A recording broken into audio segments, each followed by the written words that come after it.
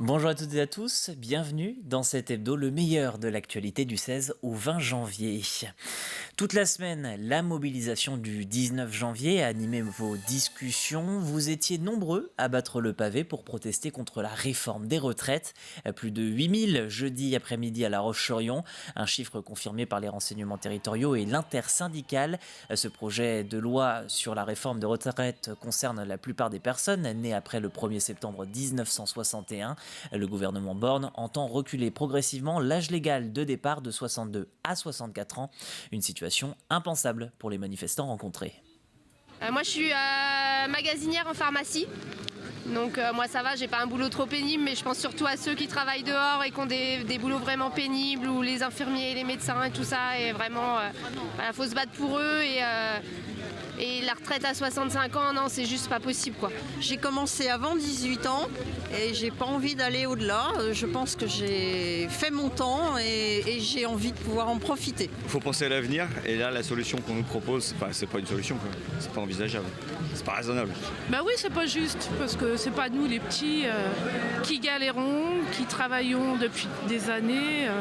On mérite une retraite à un âge où on pourra en profiter en bonne santé. Je suis retraité, un jeune retraité, mais je suis là pour défendre les retraites de demain. Parce que j'estime que c'est pas normal ce qui se passe aujourd'hui. Parce qu'il y en a qui ont commencé très jeunes et qui verront pas le bout de leur retraite.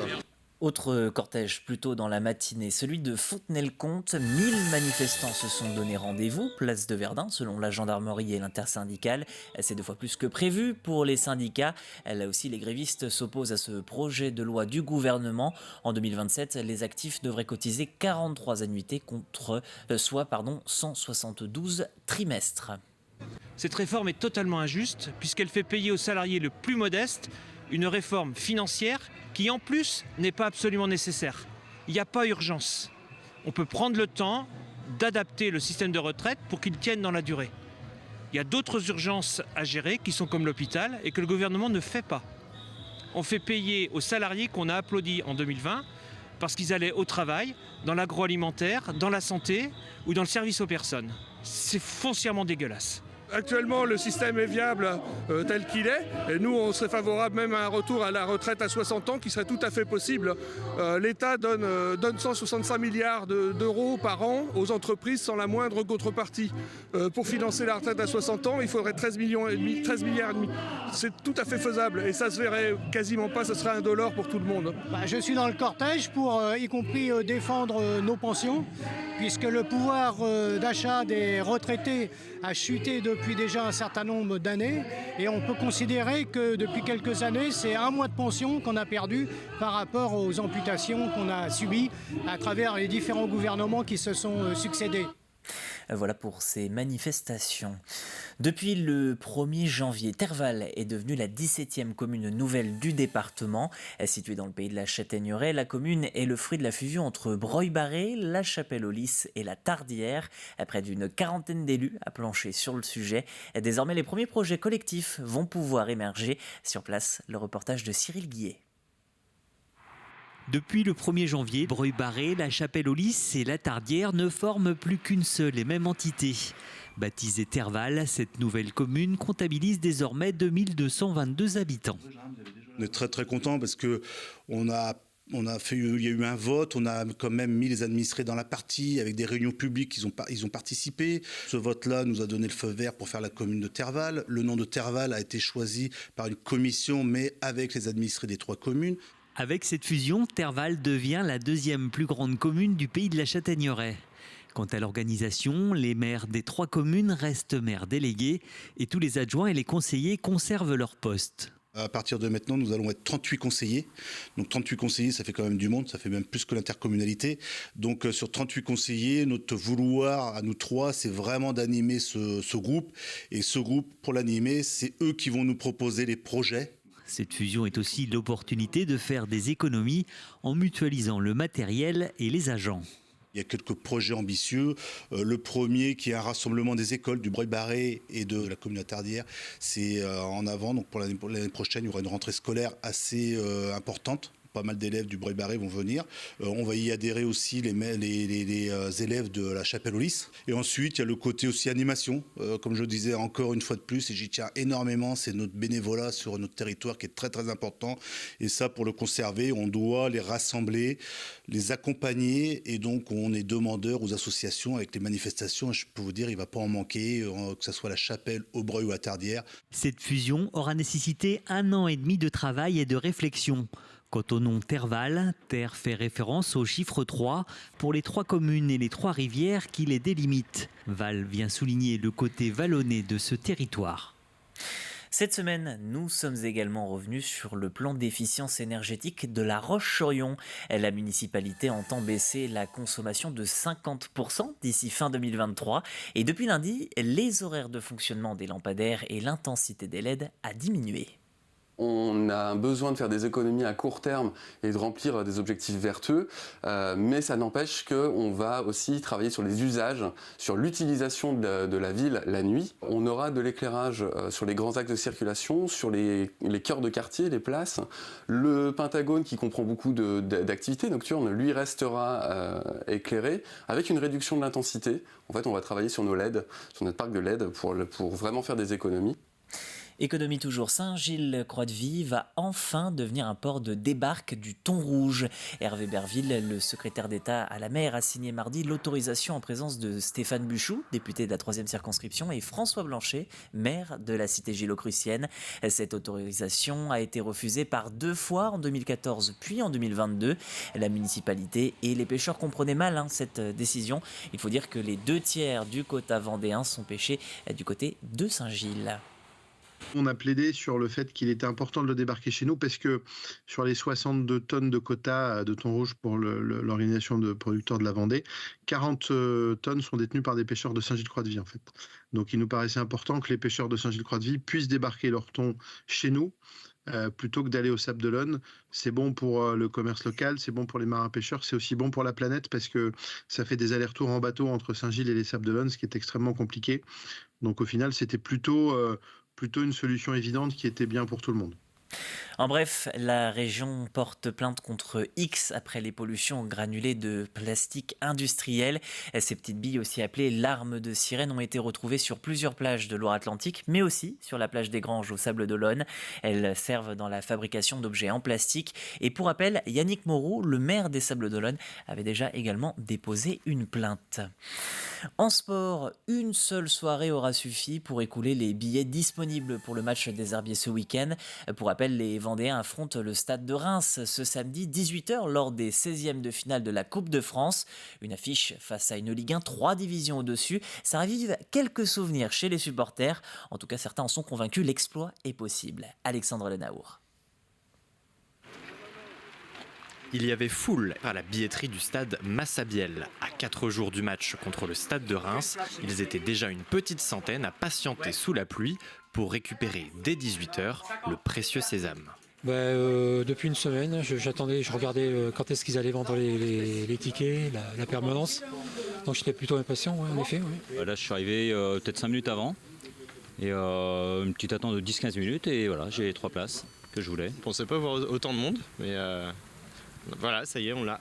Les places mises en vente hier pour le grand public ne concernaient que les pourtours du stade. Les 200 abonnés du club ont, eux, pu récupérer leur ticket lundi soir. La tribune du stade d'une capacité de 780 places leur étant réservée, ainsi qu'aux partenaires. On avait cette volonté de rester au stade Massabielle et aux Herbiers pour préserver l'identité de la ville et l'identité du club aussi. Donc voilà, on a fait un choix qui va faire que le stade sera plein et voilà, on espère qu'il y aura de l'ambiance en fait. Forcément qu'on est quand même sur une montée en puissance au niveau de la Coupe de France. On connaît un petit peu ce qui s'est passé les années précédentes, donc on va dire que les Herbiers c'est aussi un club de Coupe de France. Et en effet, Massabielle sera plein à craquer samedi. Les 4000 billets adultes plein tarif ont déjà trouvé preneur. La seconde vente initialement prévue ce mercredi soir a donc été annulée. Il faudra donner de la voix pour espérer créer la surprise face au 11e de Ligue 1 qui reste sur 12 matchs sans défaite. Mais les supporters, eux, croient à l'exploit. Tout est possible, ouais. Sur un match, tout est possible. Et ils l'ont déjà fait. Bien sûr que c'est possible. Les Herbiers ont gagné combien 2-0. 2-0. Bon. Ouais, 1-0 déjà, ça sera très bien pour la qualif. Il faut y croire, hein. C'est un beau challenge, hein. Surtout que l'équipe tourne très bien en championnat.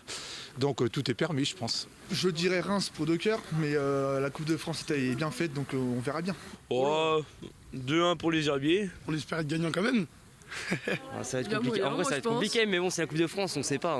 Peut-être qu'avec un peu de chance, ou sur une séance de tir au but, on ne sait jamais. Ouais. Réponse samedi à 18h pour des herbiers qui aimeraient se rappeler aux bons souvenirs de leur parcours en 2018, parcours qui les avait vus atteindre la finale de la compétition et le Stade de France. Depuis le 17 janvier, la doyenne de France est sablaise. Marie-Rose Tessier, âgée de 112 ans, succède à Sœur André, décédée ce mardi. La Varoise était à 118 ans, la doyenne des Français, mais aussi de l'humanité. Marie-Rose Tessier, 6 ans plus jeune, est née à Beaurepaire le 21 mai 1910. Elle est née la même année d'ailleurs que Jacques-Yves Cousteau et Mère Teresa. Bien égal. Du moment que je suis en bonne santé, c'est le principal. Doyenne ou pas doyenne. Je bois du vin avec de l'eau tous les jours. Oui, mais pas de champagne. Pas de champagne, il est trop cher. Il y en a qui fument de trop, il y en a qui boivent de trop, il y a un tas de choses qu'il ne faut pas faire. En culture, connaissez-vous le MUMO? Il s'agit d'un musée mobile d'art contemporain. L'exposition Battre la mesure défile dans toute la région et passe en ce moment même dans le département. L'occasion de découvrir plusieurs œuvres issues du Fonds régional d'art contemporain. Grégoire de Châtillon a découvert l'exposition le temps de son escale à Châlins. Reportage. Quelque chose. J'ai entendu le moteur, je crois. Le rythme, la pulsation, la vibration. L'exposition s'intitule « Battre la mesure ». Les claquettes, la danse, le sport, la poésie, autant de disciplines à ressentir, à découvrir pour ces élèves de CP grâce à cette exposition d'art contemporain itinérante. Alors, est-ce qu'elle est tout à fait normale cette guitare? On a dit que c'était une guitare électrique, on a le câble, vous voyez qu'elle est branchée, on a l'amplificateur. J'ai bien aimé la guitare et le cinéma quand elle faisait les claquettes. J'ai bien aimé les tableaux. J'ai aimé le cinéma et aussi la guitare. L'idée vraiment, lorsqu'on accueille les enfants, c'est de faire travailler leur imaginaire sur ces tableaux, de les laisser s'exprimer aussi, nous dire ce qu'ils en pensent, ce qu'ils ressentent devant ces œuvres, où est-ce qu'ils perçoivent justement du son, du mouvement. Et l'idée ensuite, c'est aussi qu'à leur tour, ils jouent un petit peu aux artistes et ils se mettent en mouvement devant les œuvres. Le musée mobile, appelé aussi le MUMO, a démarré son voyage en septembre dernier. Un voyage dans les pays de la Loire qui se termine en Vendée avec cette idée de faire découvrir l'art contemporain à tous les publics sur une vingtaine d'étapes dans la région. Continuer l'histoire du MUMO de l'autre côté. Hop. On propose toujours des ateliers en lien avec les œuvres de l'exposition ou le camion qui permettent vraiment de lier la thématique à une pratique artistique. Après Châlins, le MUMO continuera son voyage en Vendée à destination de Chavagne-en-Paillé. Enfin, un budget de 4 millions d'euros en 2023 pour le parc naturel régional du Marais Pointe-de-Vin. Ce budget va servir à de nombreux projets pour cette année. Près d'1 million d'euros va par exemple être dédié à la protection de la biodiversité et des milieux naturels. Met en œuvre des moyens concrets. En premier lieu sur la biodiversité, je disais que c'était notre axe prioritaire. On a également tout ce qui concerne l'agriculture, l'aide à l'élevage, le maintien des prairies, l'entretien des communaux, la pose de barbelés, de barrières, etc., etc. On a donc l'enjeu climatique qui chapeaute un peu l'ensemble de nos actions et on va finaliser un dossier pour obtenir des moyens conséquents de l'Europe par un LIFE gouvernance climat. Et puis également les actions d'accompagnement des communes sur des enjeux de renaturation qui permettent de désimperméabiliser des cours d'école, des places centrales, etc. et de retrouver de la végétation au plein cœur des bourgs et des communes. Voilà pour cet hebdo, merci de l'avoir suivi. L'information revient dès lundi matin à 7h avec Caroline Tronche.